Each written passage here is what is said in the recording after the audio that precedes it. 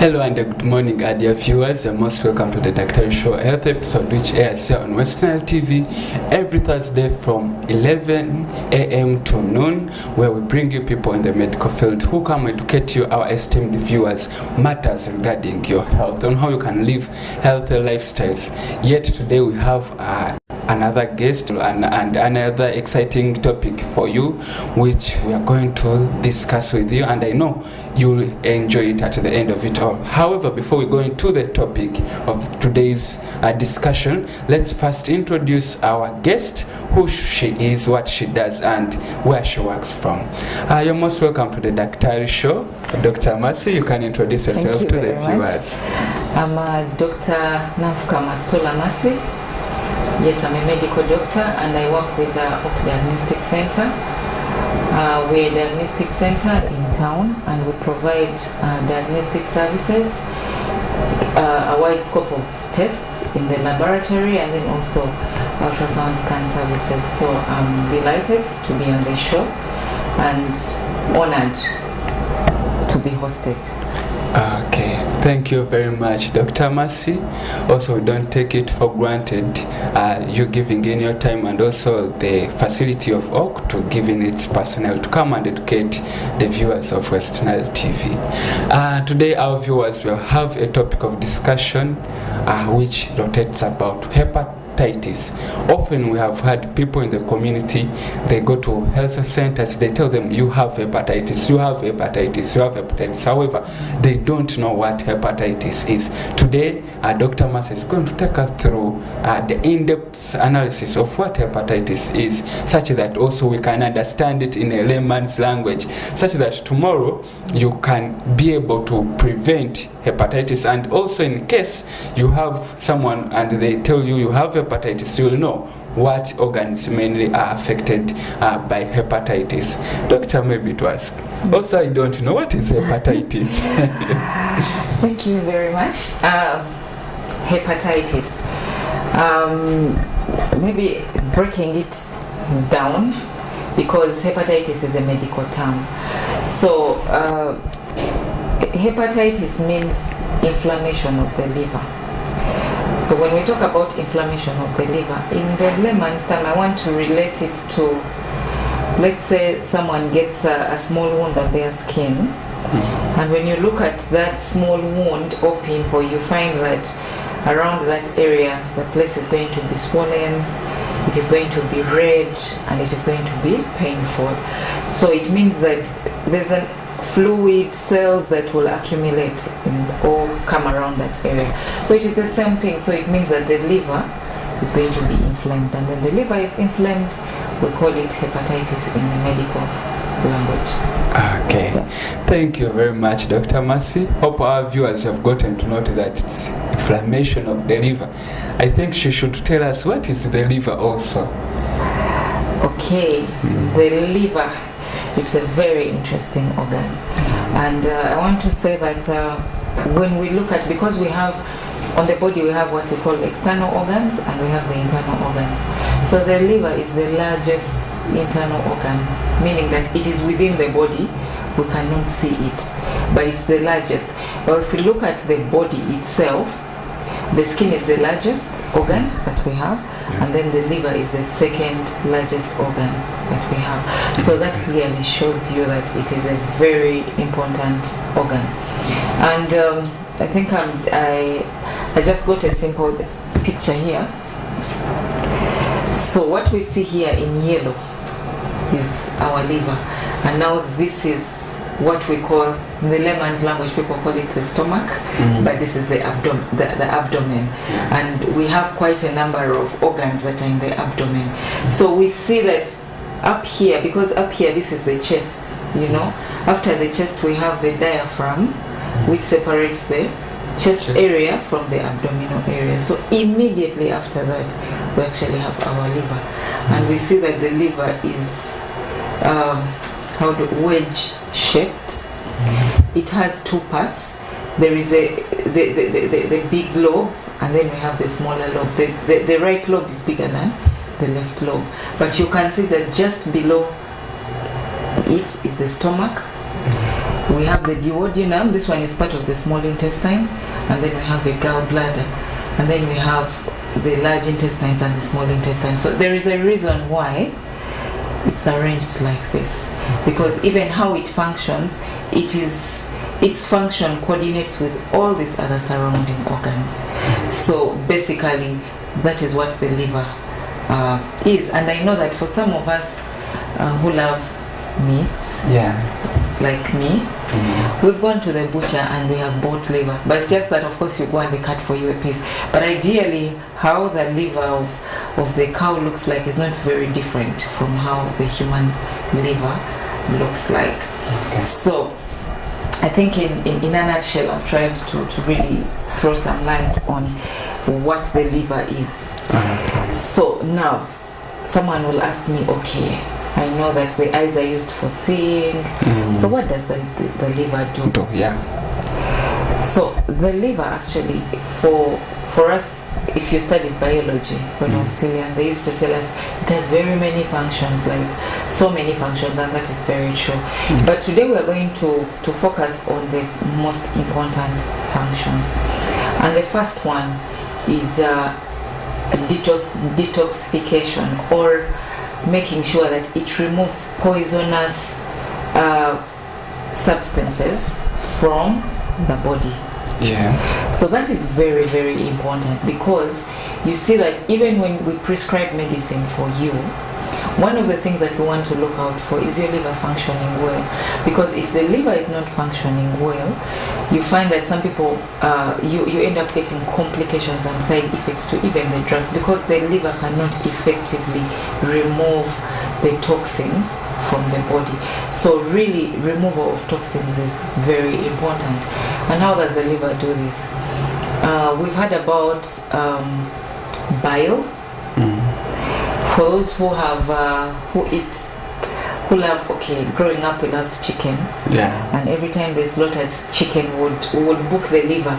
But you know, the liver has there's a small part which has bluish fluid in it that is next to it. So if you don't remove it and you eat it accidentally, it's very bitter. And I think even for fish, you know. So now that is it. The liver produces bile, and you find that bile will carry a number of waste products from the blood, and then it takes it to the gallbladder and into the intestines, wherever it's supposed to be. Or, for example, when we eat foods like proteins, in the process of converting and the liver working on that, it produces what we call ammonia. And that ammonia is very toxic. So what the liver does, that it converts it into another component which is less toxic, which we call urea, and then it is passed through via the kidneys and it's excreted out of the body. So that is the first thing. The second one is that we have what we call red blood cells. So, and everything ages on us, you know. So even the red blood cells, when they get old, they have to be cleared out of the body. So one of the other things that the liver does is to break down the red blood cells and takes off the bilirubin, which is eventually done excreted. And I'll probably later on explain some of the symptoms as a result of that. Then the other thing that the liver does is, how do I call it? Simplify it we call it metabolism of carbohydrates, proteins and fats. So breaking it down, metabolism, it means that the body finds ways of breaking down what you eat, and it makes it useful for the body so that the body can utilize, because the way you eat your enyasa, it's not how it goes into the body to give you the energy. No, when it goes in there are certain processes it goes through to make sure that it produces the energy that you're supposed to be getting. So one, what does the liver do? When you've eaten your food, let's say you've eaten enyasa, you've eaten posho, so what it will do, it is going to monitor when you have excessive glucose or excessive carbohydrates, excessive energy. What it will do, it will give the body what it needs, and then the rest is going to be, it will convert it and then it will store it in the liver. During those times when the body does not have enough food, for example during fasting times when people are sleeping, you find that you're not eating. So during those times, if there is less glucose, then the liver will go back and say, hey, there is something that was stored here, removes it, converts it back into glucose, and then it goes back and it helps you. That is one way. Then the other one is about the proteins. So there are so many proteins that are produced in the liver, and they also help with other functions in the body. So the liver is really very critical when it comes to protein production, but also at the same time it will also still regulate. When it notices that there is excessive proteins, it will remove them and convert them, and then at the point when you need energy, it still converts it back. Then for fats,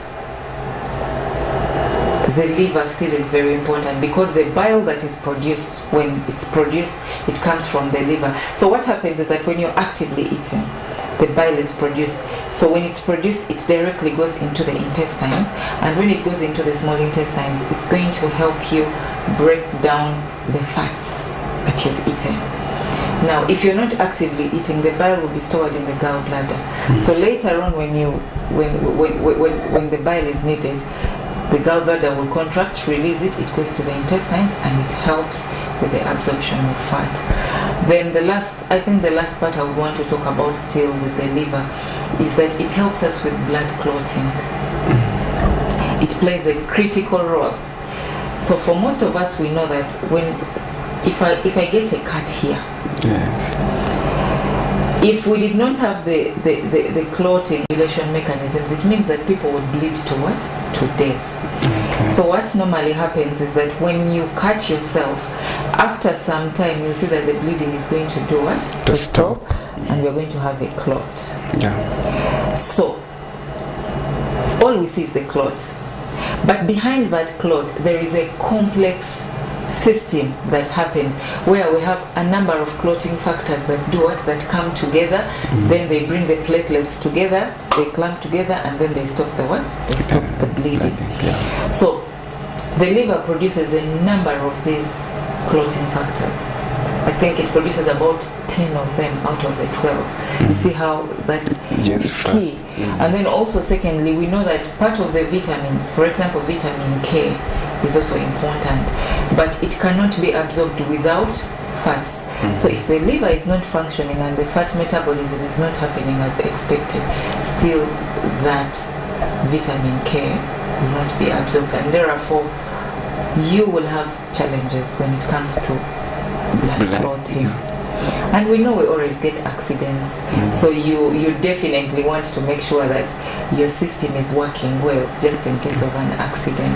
So I think in a nutshell I would really summarize it to that, but there are so many other functions of the liver. Okay, maybe to ask you, I've said a normal person, when you get a cut, blood, like after some time it clots, like thickens, and like it can no longer flow out of the blood vessels, let me say. However, some people, like it continuously comes. How do we call that term? Or could we relate it also to the liver dysfunction? It could be, because a number of times if someone is not clotting well, there are two things we'll want to look at. Is it because of the liver? Because there are some factors that are not produced in the liver, but they are also important. Is it because we have the factors and then we also have the platelets? The platelets are not produced in the liver. They're actually produced by the bone marrow. So you want to first find out, is it because of the platelets or it is because of the clotting factors?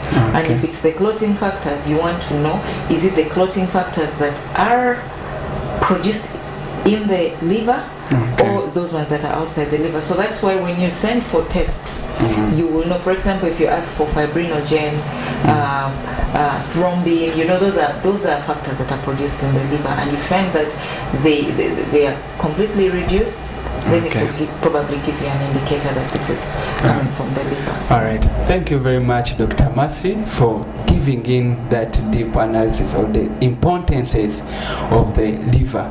Hope our viewers have gotten to note how keen or how key the liver is important to your body, how it regulates the metabolism, what she told us, like breakdown of these complex food particles into like simple complexes, and she gave us a quite number of these. However, doctor, next time also shall look onto that disorder of excessive bleeding. Sure, Yeah. sure, yes. Okay, so but still, since today we are talking about hepatitis, does hepatitis have like classificational types?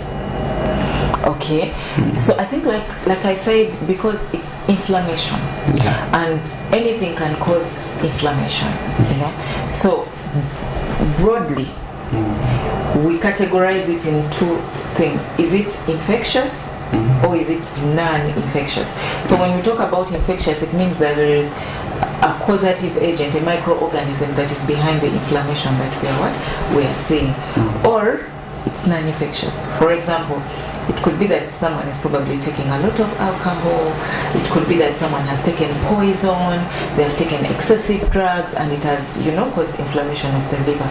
So categorically, broadly, that's how we separate them.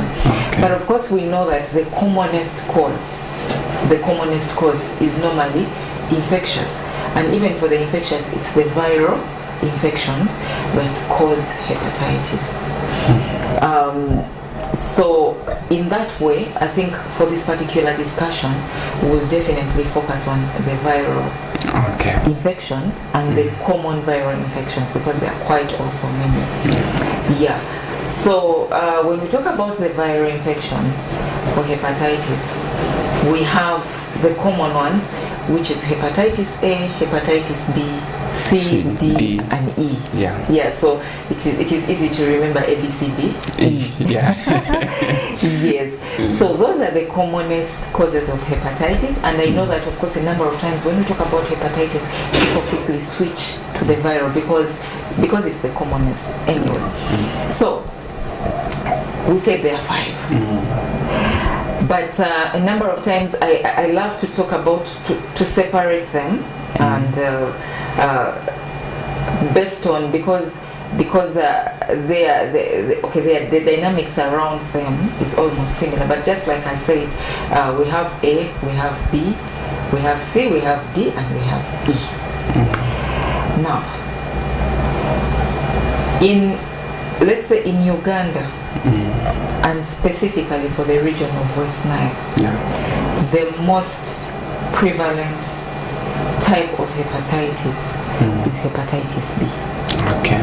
Yeah, because according to I think the Uganda, we call it the Uganda Population and House Indicator Survey. I think that was done 2016, because this one was just recently concluded and the results are out.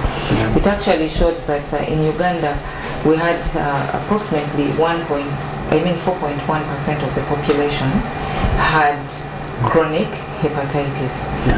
But of the 4.1, you see that the biggest majority comes from the northern part of the country, and West Nile accounts for 3.8%. So almost all the people affected are from here. Yeah, but of course the biggest, I think the northern Acholi Lamu region really has the highest burden. I don't know. Sorry, I didn't get the map, but we can actually have the map, and you see, I don't know whether that is okay. We can always have the map, and you see that the different areas are highlighted. So you see that West Nile is at 3.8, and 3.8 is quite significant.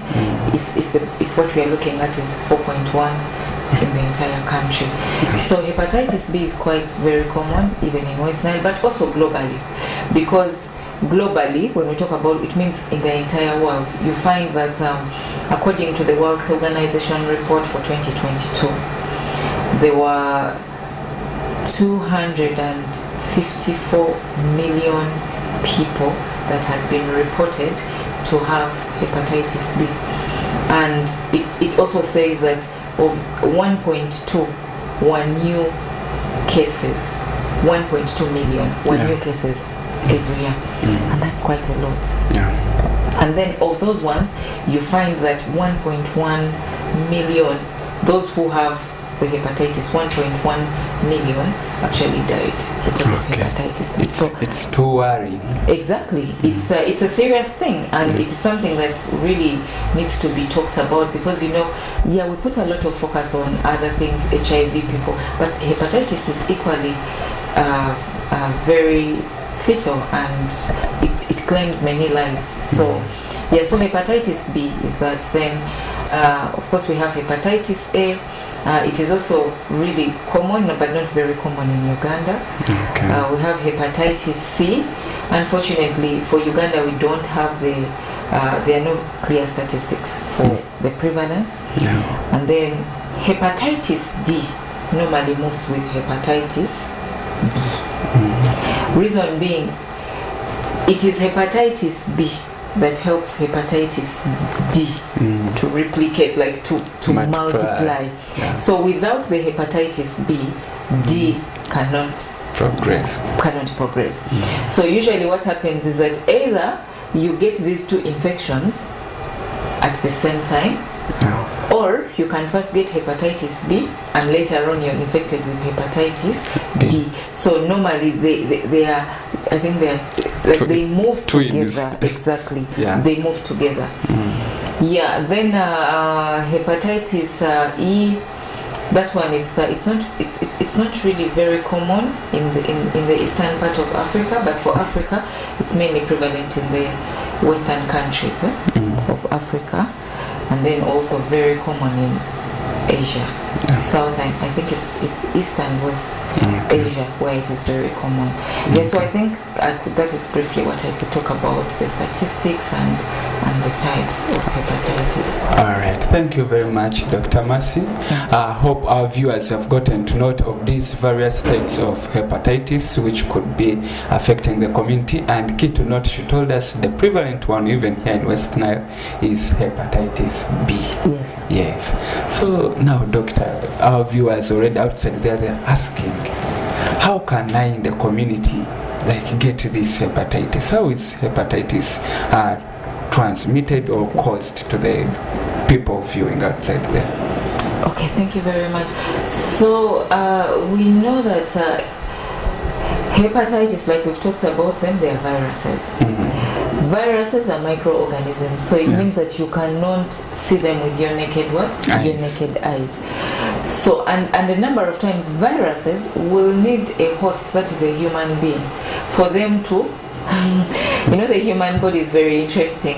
The bacteria, the viruses, they are looking for it to survive, but also the human body is saying, hey, I need to survive without you. So that is what normally happens. And because this is a virus, it means that it has a mode in which it can be transmitted from one person to another person. And of course we know that sometimes it can even be crossed between animals and human beings, but for hepatitis we're going to really focus on specific modes of transmission. So I will start with hepatitis A and hepatitis E. The last ones on the spectrum, A and E. Now those two, their mode of transmission is the same. And in the medical language there is what we call oral fecal. The mouth is oral. Fecal, of course it sounds disgusting, but they are feces. So that means that you've eaten contaminated food. So what it would mean that this type of hepatitis is really anchored around hygiene. It's anchored around hygiene. that, for example, if water is contaminated and people take contaminated water, you know, for example, if you don't have protected water sources, someone comes, they ease themselves next to the, you know what people do really, you're easing yourself to a water source. So definitely when people come and take that water and you have the infection of hepatitis A, it will do what? It will be transmitted. Then secondly, it's hygiene. For example, if I have the infection, I go to the toilet, I use the toilet, I don't wash my hands, I come, I shake your hands, I open the door. So I am basically spreading, and that is how those two are spread. Yeah. Okay. So then I will move on to the other three. The hepatitis B, C, and D. You say D. Actually, I'll talk about B and C because D comes rides from on B. Yeah. So hepatitis B and C, for them they are spread through body fluids. And the commonest body fluid here is blood, really. But we also have other body fluids. We have saliva, we have semen, we have vaginal fluids. So those are some of the body fluids that really we're talking about. So if I have hepatitis B and my body fluids come in contact with your body fluids, then it means that there is a possibility of the other person acquiring. Exactly. So that is why we see that hepatitis B and C are sexually transmitted. Yeah. So therefore, it's when we talk about sexually transmitted, so people now should understand what this means, because initially we are worried about HIV, but hepatitis is also here, you know, and it's also transmitted the same way. And then it can also be, for example, in hospitals, maybe you have relatives you're taking care of, they have hepatitis, you have to be very careful. The good thing for blood, of late, blood transfusions, they screen, they make sure that they screen for hepatitis, they screen for HIV. So normally it's a challenge that has actually, we no longer really have such challenges. However, people need, because I see sometimes when there is need for blood, some people are like, oh my god, same blood group, can they, you know, then you're like, no, you cannot just, you know, we can't just transfer from this person to this person, we have to screen. That is the reason also, because some people are like, but why, you know, if it's, let me just give my blood. So a number of times you have to make sure that even if this is your husband, even if this is your child, and you have the same blood group, and you know, we don't have HIV, but hepatitis could be there. So all those screenings have to first be done before they how do they say, they label that blood safe for transmission, for transfusion. And then also the other way of transmission is mother to child.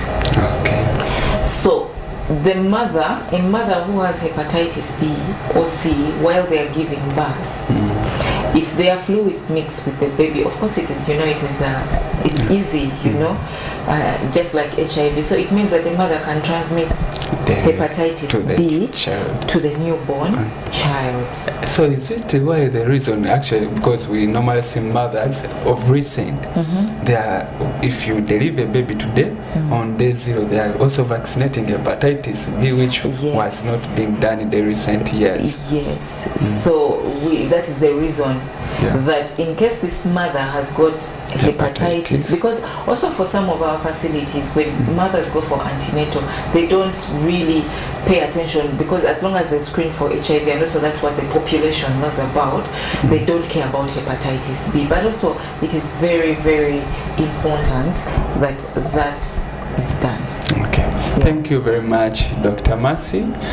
Hope our viewers outside there, you have gotten to note how this hepatitis can be transferred from one person to another, as she grouped it, A and E, which are orophycal, then B and D and C, which are maybe blood transmitted through blood and body fluids, and body fluids, not only blood.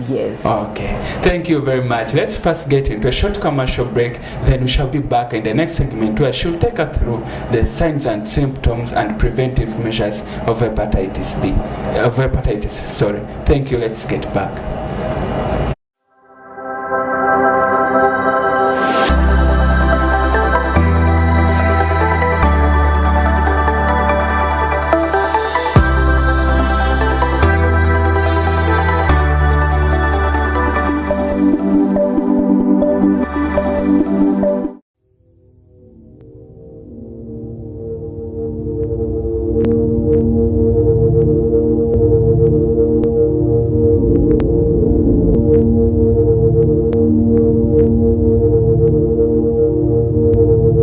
West Nile TV, lighting up the region. Ngalu, ngalu, ngalu. It's true what people say, that when I wash and you wash your hands with soap, we'll have less infections as Ugandans. After all, it's hands that handle money. It's hands that feed us. Hands that prepare soil for farming. Hands that we use to learn. And hands that we use for fun. When I wash and you wash, it means clean hands for all. So, wash your hands with soap and clean water regularly to keep away infections and disease-causing germs. This message is from the National Hand Washing Secretariat with support from UNICEF.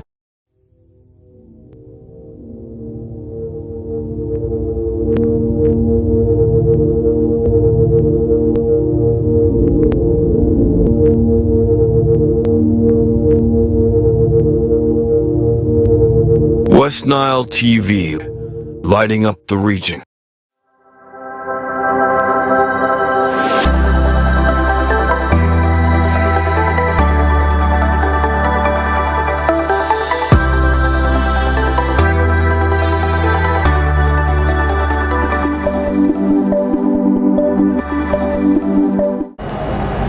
We'll be back, our dear viewers, from that short commercial break. It's still the Daktari Show, a health educative program which airs here on West Nile TV every Thursday from 11 a.m. to noon, where we bring you people in the medical field who come to educate your viewers matters regarding your health. Yet today we had Dr. Mercy, who works with Oak Diagnostics, who took us through hepatitis, what it is in the first segment, the classification of hepatitis, and how you can acquire this hepatitis, so how it can be transmitted.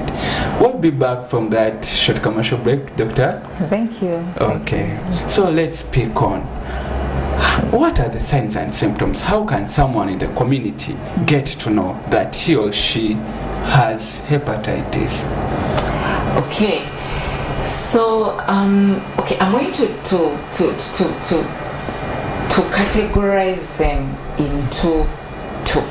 Okay. Because there are those ones that could be specific and could give you a telltale sign, and you think that here this could be a liver problem, but there are also those ones that are not specific. Mm-hmm. So I'll start with the unspecific ones because they are unspecific. It means that we have to be very vigilant, not only to the people in the community but also the health workers.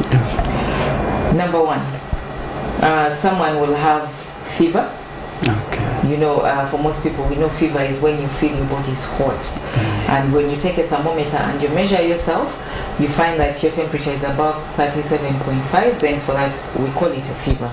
Yeah. Then some people will get what we call, in the medical term, we call it generalized malaise, or where you feel your body is so weak, it is so broken, you don't have energy, you know. Yeah. Others have lack of appetite, they don't want to eat. Others have pain in the abdomen, like we showed it here, so someone feels they have pain. Then some people are vomiting. So those are unspecific symptoms. Okay. I would call it. Okay. In the medical language, symptoms is what the patient tells us, and then the signs is what, when we examine and see, is as a doctor or a medical person, that is what we call a sign. Okay. So now those ones, I would say they are the symptoms for someone who is out there, which are unspecific. Because I would give an example. When I have malaria, I think you still get, you know, you feel like you lose your appetite, you have a fever, you have a headache, you know, your entire body is weak. Yeah. So now when we go to the hospitals, and a number of times, the first thing, of course, we'll think about malaria. If you don't have malaria, of course, we'll say maybe there's an infection. Yeah. But, you know, hepatitis is usually last on the spectrum. Especially if the specific signs or symptoms are not there. Okay. But what does that mean? It means that for the doctors and the clinicians, because we said in the early stages, the symptoms are not specific. Yeah. It could present like any other infectious disease. Like malaria. Exactly. Then for the specific ones, I would say there are probably two for us as medical doctors when we look at them. Number one, if someone has yellowing of the eyes or the skin, like for the skin you're looking at the palm area. When you take out your tongue and you look below the tongue, you see that the tongue has a deep yellow coloration. Now that is very specific, and the moment we see it, the first thing that clicks is that there could be a problem with the liver. You know, that is one. Then another one could be, which is not only specific to the liver, but at least when we see it, the liver is the first organ that it's one of the organs that we'll think about, is when someone has swelling of the legs. Sometimes they also they have swelling of the of the abdomen. You know, the abdomen really swells because it has water in there. So when someone comes, of course, one of the organs that we'll think about the heart, we think about the liver, and we think about the kidneys. So those are kind of a little specific when someone comes with them. But you know, by the time someone comes with those, that means that the condition has been there it could have been there for some time. So that's why we have to also be vigilant with the non-specific symptoms and make sure that we are screening or testing and ruling out hepatitis.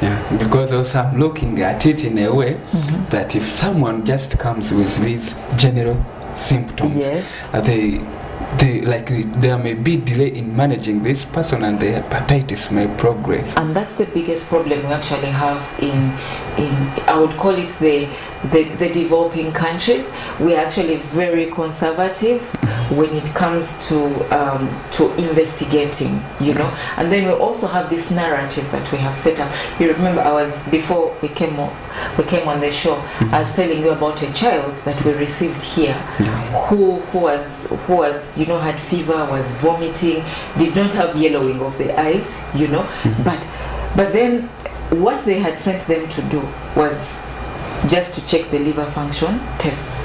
But then, of course, when we looked at it with my team, we were like, what could this be? So we quickly said, okay, can we test for, we did hepatitis B, it was negative. We did hepatitis C, it was negative. At that point, we had actually even ruled out and said, I think this child doesn't have hepatitis. But after some time, as we kept asking ourselves questions, we said, no, let us also test for hepatitis A. And the moment the child had hepatitis A, and we were like, okay, now it taught us a lot, and we're like, you know what, it's always good. You know, I always tell people, let us over-investigate, and you find that everything is negative than under-investigating. Because the moment you miss it, then it means that someone will go on, and then it can easily, because we noted that quite a number of them get into chronic hepatitis, and they stay with it for years. And the moment it becomes chronic, it means you're an active reservoir that keeps transmit to many other people. Okay. All right. Thank you very much, Doctor, for giving in those symptoms. Hope our viewers have gotten to know. In case you have a child at home, the specific symptoms, if you see like maybe the signs, if you see the person has yellowing of the eyes and also the tongue, the palms, maybe also swelling of the limbs, please rush that person to the hospital. Actually, let me not even go into your conversation. When someone in the community has gotten these signs and symptoms, the general and also the specific have presented, are there some home remedies these people can do? I actually want to be very honest. The best thing to do is to get to a professional health worker. And one thing that I have also noted is that when you look at the health seeking habits of people in the developing countries, and even also people in the upcountry places, but also people with in the low income status group, you find that they take long. Someone will get maybe malaise and everything, they'll first try to treat themselves, they give themselves Panadols. Now by the time they get to a professional worker, to be able to support them. It's a bit like, so my recommendation would be that the moment you feel like that, get in touch with a professional health worker and talk through this. I love patients of these days. They're empowered. Like, doc, if they have forgotten, I was like, what about, don't you think we need to also check for hepatitis? Yeah. Exactly, because we have a lot of information available, and you guys are putting all these shows that are educating people, and that is what we want. We want an empowered community. Yeah. Okay, thank you very much, Dr. Mercy. I hope our viewers, you're getting to know how exciting the program is and how you guys in the community, in case you get these signs and symptoms, please better rush to the facility to be helped, as it has no home remedies or management. Now we are sure we have a patient who has gotten these signs and symptoms. They have rushed to the hospital, maybe to the facility to be managed. How do you guys always diagnose that someone has hepatitis? Okay, so the diagnosis for hepatitis, we have what we call entry tests. Now those entry tests, they are more like screening, screening to see whether you have you've had exposure, because I can do a screening test, because these tests they're tests that look for antibodies, and therefore if you've suffered the disease before, it means that when you test, it may be positive, but it may not be an active infection. But normally we start with the screening tests. So for hepatitis B, we have the hepatitis B surface antigen. Hepatitis C, we have the hepatitis C antibodies. Hepatitis A, still hepatitis A antibodies. So there are those screening tests for the different types of hepatitis, and they are available, I don't want to speak for other places, but at least here we have those screening tests that you can come and screen, and you're able to tell whether you have exposure or you do not have.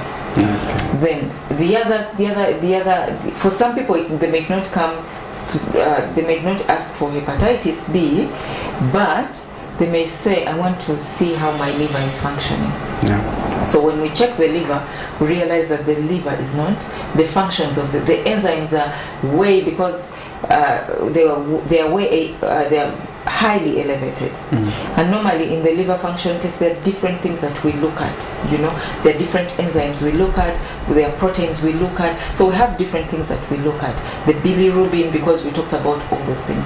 And the moment they are out of range, either they are low or they are high, it will give us an indication that there's a problem with the liver. But then we ask ourselves, could this be because of hepatitis? So a liver function test is also very important. Then the kidney, like when you do the kidney function tests, so you see that it is the liver that produces the urea that is excreted through the kidneys. So that can give you an indicator. A urinalysis, when you check someone's urine and you see that they have a lot of proteins in urine, they have bilirubin in urine, that will be an indicator that there could be something with either the liver or the kidneys. So those are really that can actually be done. And of course, plus others, of course, you do a complete blood count, because some of the like we said, the symptoms are not specific. So if someone has a fever, you want to do a complete blood count, and you see, even in a complete blood count, we are able to see the cell lines to show us that there's actually either an active infection, and if it's viral, we'll still be able to pick it from the complete blood count test. Yes. Okay, thank you very much, Dr. Mercy. Hope our viewers have gotten to know some of the tests whenever you go to the hospital they do in order to confirm, let me say, confirmatory tests. Maybe there's also one test, that I didn't talk about, is that for those that if we do hepatitis or these other ones, or hepatitis C, then there are other I would say on the aspect of treatment, how do you always treat this hepatitis in the facilities? Okay, so just now let me start with the hepatitis A and E. Okay. Those ones, 95% of the people who get it, they actually heal.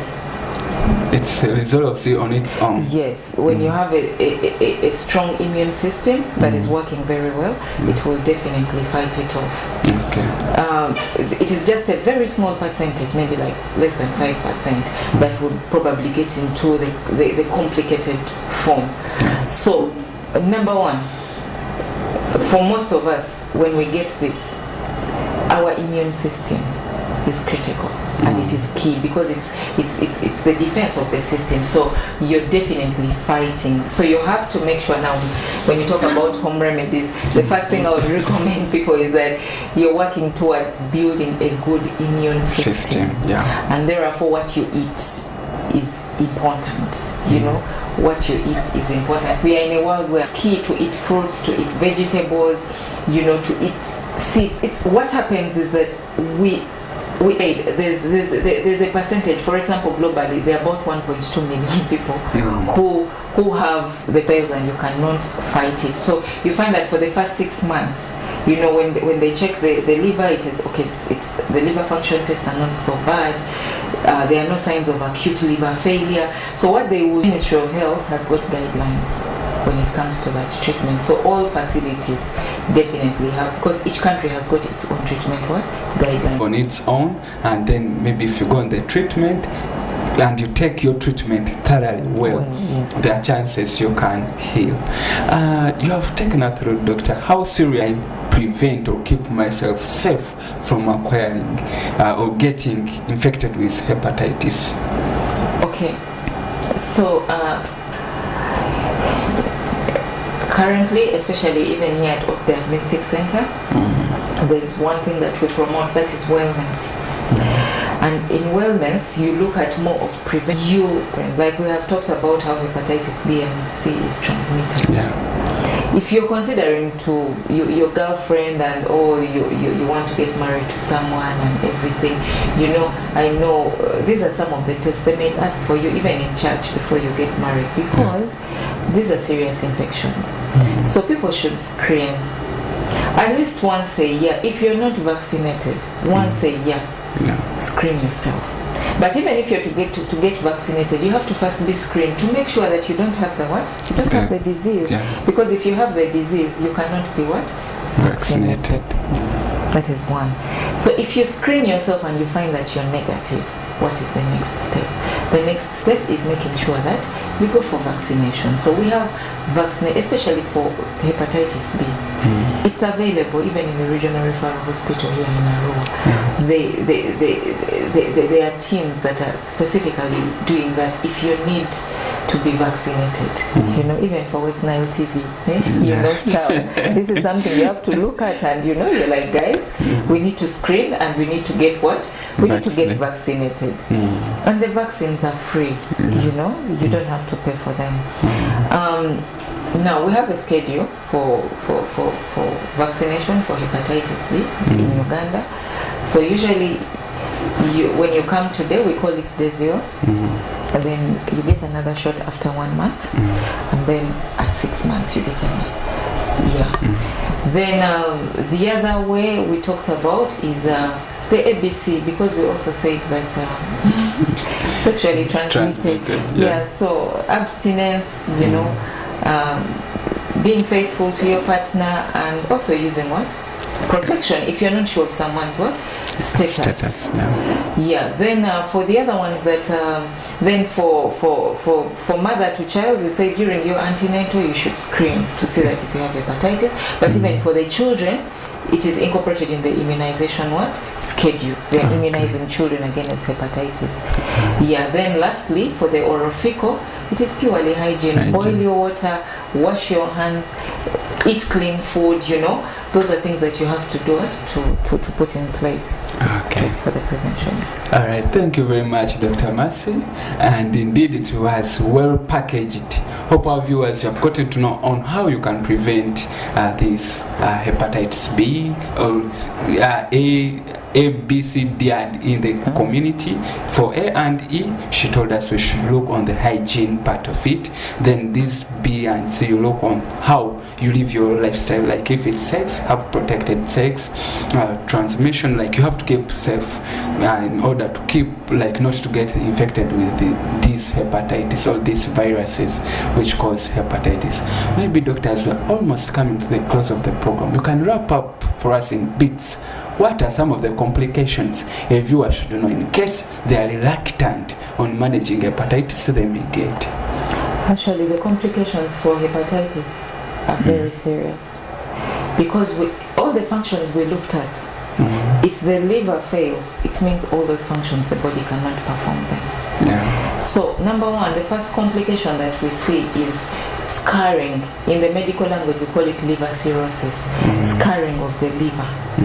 And therefore when the liver scars, it means that you're not producing enough proteins, you have the bleeding challenges because it's not producing the bleeding, the clotting factors, you don't absorb fats very well, so that's why you see people eat the way they eat the food is the way it goes out, so the digestion is not good.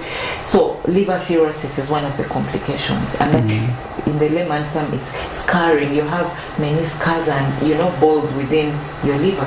Then the other complication is liver cancer, and that is very common.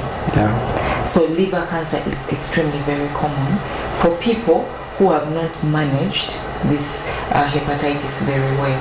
So I think those are basically those are the two and of course death. Because now imagine you're not clotting, you're not absorbing food, you're not taking toxins out of the body. Definitely you're going to die. You're going to die. So that is why I would encourage our viewers to take this seriously. We've just scratched the surface. If you're not a medical person, you can still go and read around. If you're a medical person, you can get more, understand more. How do I manage my patients better? How do I reduce the turnaround time for diagnosis, for treatment, and reducing all these complications? All right, thank you very much, Dr. Amasi. I hope our viewers have gotten to note of these complications. Me, what I have noted key, you can die. Okay, maybe you can give your key message to the viewer, then we conclude the program. I think my key message, just like I said at Oak Diagnostic Center, wellness is the way to go. Do not wait to first get sick. Screen yourself. And the beauty is that there are all these screening packages that are here to check and see whether you are okay or you're not okay. And then secondly, we have to understand that health is wealth. When you're healthy, you can be wealthy. But when you're wealthy and you're not healthy,